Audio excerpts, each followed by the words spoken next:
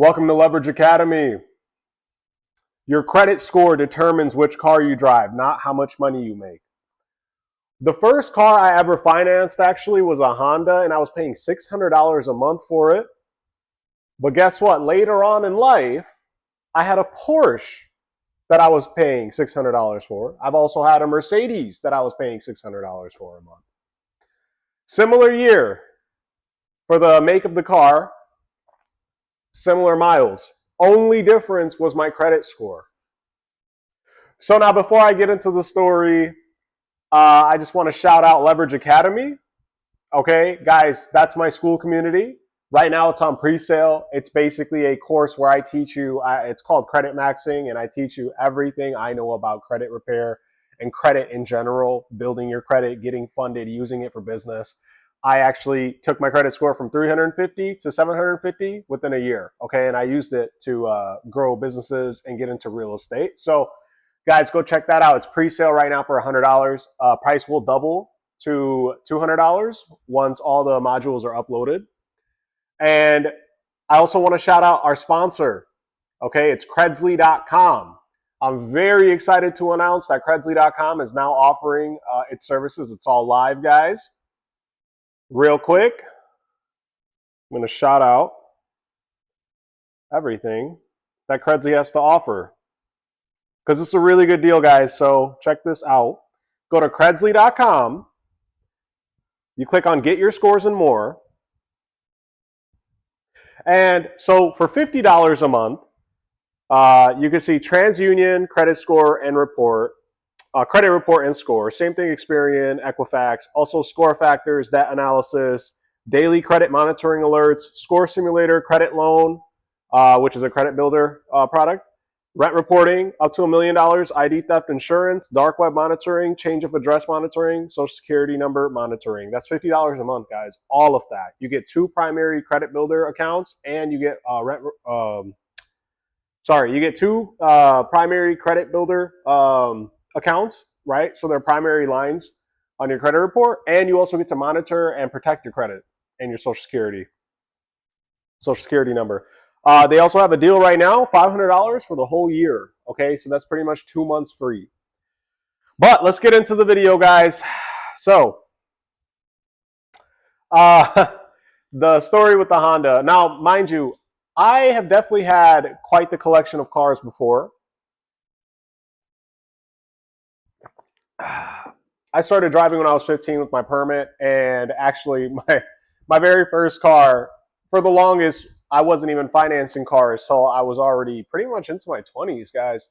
But I've been driving since I was 15, and shout out to my dad. One of his friends, my dad was in the taxi industry, cab industry here in Chicago, and one of his friends gave him, he retired a cab. It was an old Crown Vic, guys.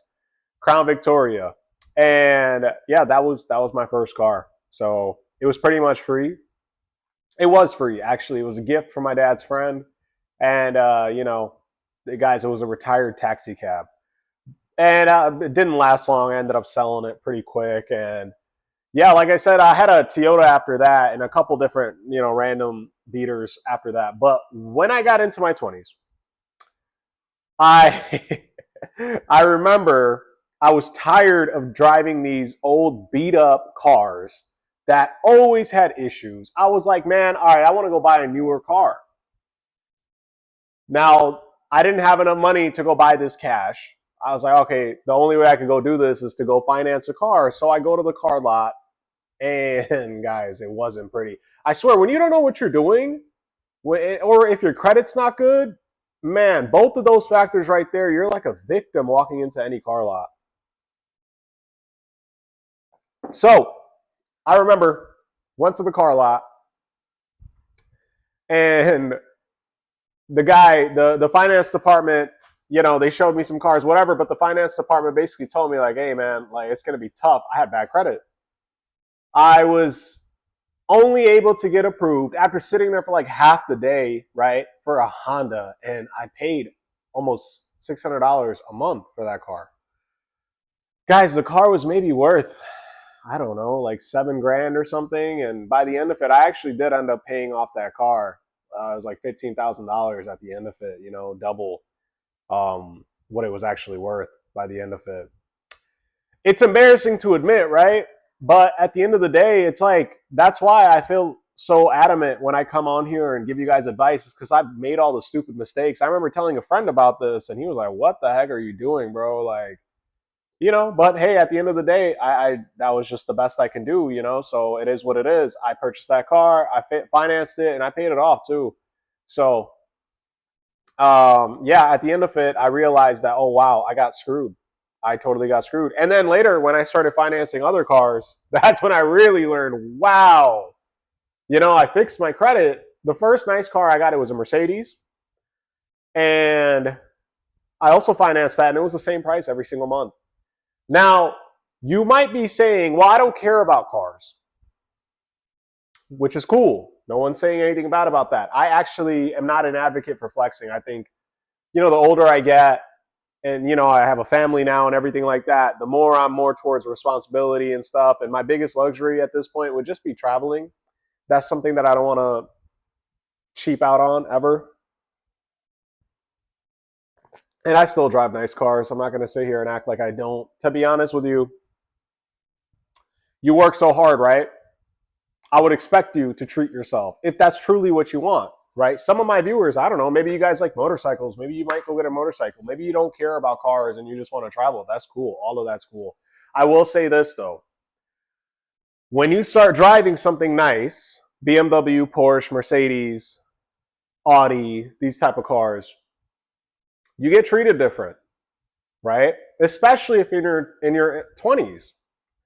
So I remember when I first got a Mercedes, oh my gosh, I was getting totally different treatment from people. And it was very shallow. It was very eye-opening to like how the world views people just because of, maybe a nice car, watch, whatever, jewelry, this and that. Yeah, it's a shallow world, guys. But I will say this, it is kind of a halo effect. I would say that getting Ferraris and Lamborghinis, unless you're multi millionaire and you're pretty much already retired, at that point, cool, drive whatever the hell you want, right? You earned it. But if you're still coming up, I think that you should go get a BMW, Mercedes, if you truly want it, if it really means something to you, right? I will say this, there is pluses and there's benefits. The benefit is this. There's a halo effect, right? I don't know, maybe if you guys have ever went through like a weight loss transformation, people do treat you differently if you're in better shape than you are if you're not, right? And I would say it's the same effect. If you drive a nicer car, you will get that same kind of halo effect if you were in shape and you were polished up as well, if you dressed nicer. Okay, so that is one of the big benefits. People look at you more seriously. They see that, like, okay, he has a nice car, right? Um, Also, take it up a notch, right? At the end of the day, this is financial self improvement. If you want a nice car, get a nice car, right? Don't be driving around in a Toyota Prius with like a different color bumper. Like, no one wants to really be seen in that unless you really don't care. But at the end of the day, like, if you're trying to make moves, you're trying to network, um, you're trying to get that halo effect, you want to get better treatment from other people, then having a nice car definitely helps. Just like it does help to lose some weight, get into better shape, maybe build some muscle, polish yourself up, dress nicer, right? Don't go out with like stains on your shirt and whatnot, holes in your shirt. And if you're going to do that, that's my whole point here. Like I said, I paid $600 for a Honda. Don't be that guy. Don't make the mistake I made. Go get you a nice car if you're going to pay $600 a month. You can get a Porsche, you can get a Mercedes, you can get a BMW. If you have bad credit, go sign up for Leverage Academy, right? They actually, with Leverage Academy, it's a DIY, do it yourself video course where I teach you how to get repossessions, collections, charge offs, hard inquiries, evictions, all of these things off of your credit report. Okay? You can get anything removed from your credit report. You should do that before you go and try to purchase and finance a nice new car or pre-owned car, whatever. If you want to go and upgrade your car, you want to get the dream car, right? whether that's a BMW for you or a Mercedes or Porsche.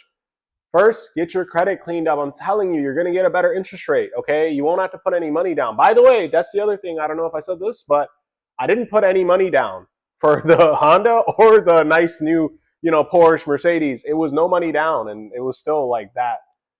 No difference there. When you have worse credit, man, you're a victim walking into those car dealerships. So credit isn't about luxury, it's about leverage. When your credit's better, the lenders actually give you better deals. So again, guys, the point of the story here is the car you want can be affordable. You just have to qualify. So if you want to build your credit fast and start qualifying for the car you actually want, go to Credzly.com, guys. Sign up. That's going to build your credit, okay? And it's also going to protect your credit, and you're going to be able to monitor your credit. And if you want to learn exactly how I use credit to build and fund my life and businesses, join Leverage Academy. The links are going to be in the bio, guys. Go support. Check me out on social media as well. Yeah, so that was a quick story time. Thanks for watching.